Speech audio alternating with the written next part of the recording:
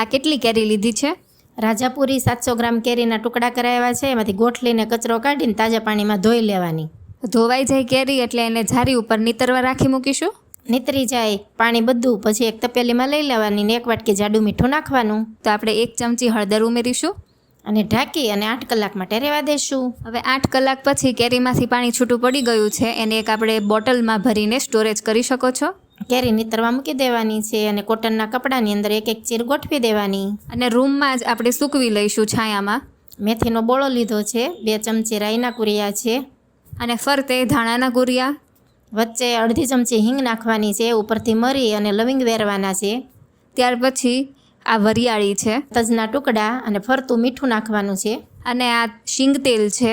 એમાં આપણે લવિંગ નાખવાનું, ફૂટીને સપાટી ઉપર આવે એટલું ગરમ થવા દેવાનું. પછી બોળામાં રેડી અને ઢાંકી દેવાનું. હવે બોળો છે ઠંડો પડી ગયો છે. 1 ચમચી હળદર, 1 ચમચી લાલ મરચું અને આ કેરીની ચીર છે કોરી પડી ગઈ છે એ ભેળવી દઈશું. ઉપરથી વાતરેલો ગોળ નાખીએ, મિક્સ કરીને 1 દિવસ સેટ થવા રાખી મૂકીશું. બીજા દિવસે રસો છૂટો પડી ગયો છે તો બરાબર મિક્સ કરી લઈશું. તો ગોળ કેરીનું અથાણું બની ગયું છે.